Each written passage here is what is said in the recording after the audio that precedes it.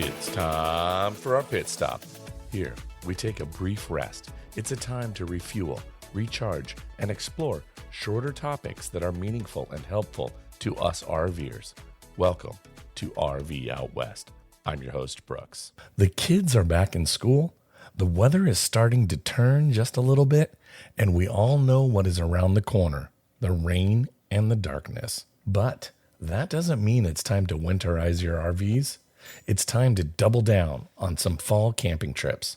For those weekends that you can carve out from whatever kid-based activities that tend to tie you up, go ahead, book a trip, and then just go. In our house, we love to camp during the shoulder season, and the fall here in the Pacific Northwest is the best.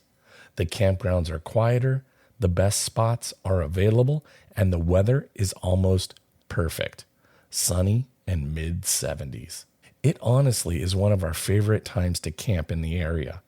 The trick to a successful fall camping trip is to find those campgrounds that are close to you. I'd say under a 30-minute drive. The goal here is to get out of the house with relative ease on a Friday evening after work and to be home by no later than 3 p.m.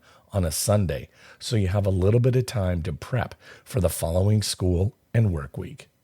Our base camp is in Snohomish County, just a little bit north of Seattle. So in this pit stop, I want to share our top 5 favorite fall campgrounds. I'm listing them in alphabetical order, not in any ranking, as they are all just wonderful. Deceptions Pass State Park near Oak Harbor. I've talked about this state park in a pit stop before, and if you haven't heard the episode, you can go back and get all the details about this park in episode 93. Honestly, I've never camped at this state park in the summer in our RV. We have only gone during the shoulder seasons, both the fall and the spring. It's easier to find a spot in this highly sought-after campground. One thing to note is that during the winter, they do shut off the water to the campground, so you'll need to keep that in mind when planning your fall visit. If I remember correctly, they don't shut it off until about November-ish time frame, but you're going to want to double-check that, especially if you're looking to book a trip. Fort Casey State Park in Coupeville. This is a special campground to us as it's where we did our shakedown trip in our travel trailer right after we bought it. This state park has a lot to explore as it's an old military fort, so there is a lot to check out and climb on with the kids. And if you're a military history buff, then it's a cool place to check out as well. The campground is a simple loop with water and electric. It can get very windy here, but what also makes this a fun place to camp is that you can watch the Coupeville to Port Townsend ferry make its sailings, as the Coupeville dock is literally a stone's throw from the campground. Grandy Creek KOA in Concrete. Now, right off the bat, this campground is further for us and is more of an hour or so drive, but it's a KOA and they have a lot to offer for families. They're also a part of the Thousand Trails Campground Network, so if you're a member of them, then you should consider this campground. We often go to Grandy Creek for their Halloween festivities, which are the last 2 weeks of October. But when we went to plan this year, we were just too late and lost out on availability. For those listeners who may not yet be RVers, this campground also has cabins available for rent. If you go, be sure to hit up the Bird's View Brewery just a mile down the road. They're kid-friendly and make some good beers and good food. Let's pause here and hear a word from our friends over at Camper Alerts. It's summertime and the great outdoors are calling, but did you forget to book a campsite 9 months ago? Well, don't worry. Say goodbye to sold-out campgrounds with Camper Alerts. With Camper Alerts, you can choose your campground, select your site type, and set a personalized alert. And when a site becomes available, they will notify you. It's that simple. Visit camperalerts.com today and start setting your alerts. Kayak Point County Park near Stanwood. This is one of our absolute go-to campgrounds. We love this campground. We've spent New Year's Eve camping here. It's just a wonderful campground and probably our favorite. Kayak Point closed not the campground, but the day use area a little over a year ago for some major renovations and upgrades. It has since reopened, but we have not been back since it has. We are looking to take a trip back, though, this fall to check out all that was done during the construction. For those listeners who have friends who are not RVers, they do have yurts available for rent. So if you want to include those friends who don't RV and maybe give them a little taste of the RV life, this is a great option. Windberg County Park near Stanwood. This campground offers full hookups, which is why we'll go there. The RV loop is kind of weird with the RVers all stacked in the middle of the loop, side by side and really close by, but there are a few other hidden sites in the loops with hookups, so keep an eye out for those. What we love about this is that if you're going with another family or two, the kids can just run feral in the campground, biking, playing games, etc., and have minimal impact on the other campers or with fears of high traffic, and you can easily keep an eye on them. It's a pretty small loop.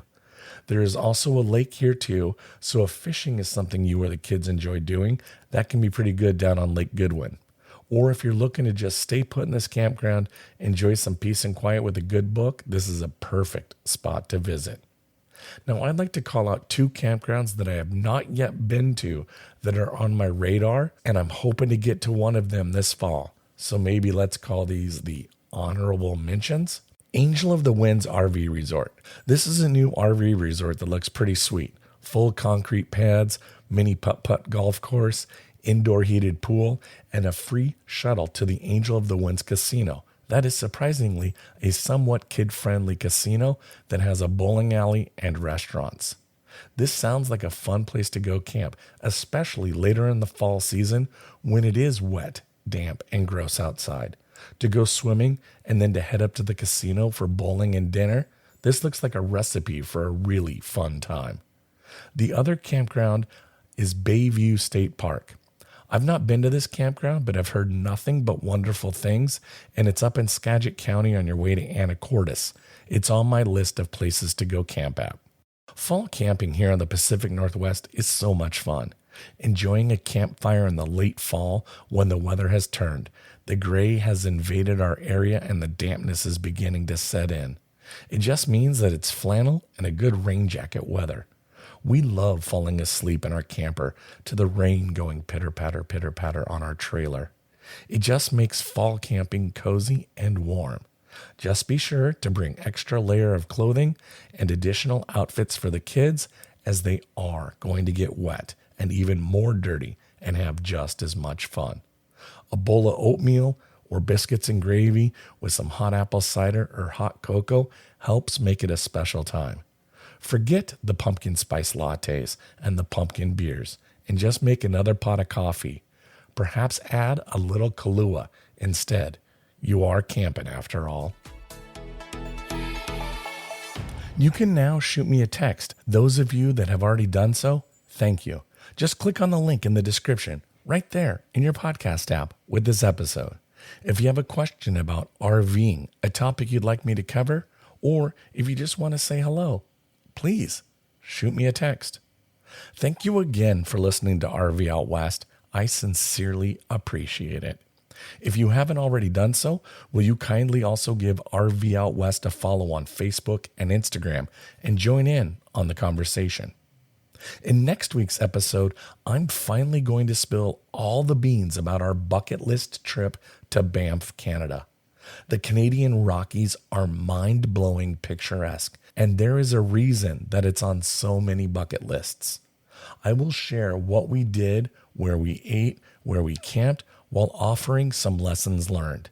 It's going to be a great destination episode that you won't want to miss. Thanks so much for listening to RV Out West. Join us again next week. Please like and subscribe to our podcast on Apple Podcasts or wherever you choose to get your podcasts so you never miss an episode. I sure would appreciate it if you left a rating or a review of the show. Special thanks to Scott Holmes Music for providing us the intro song, We Are One.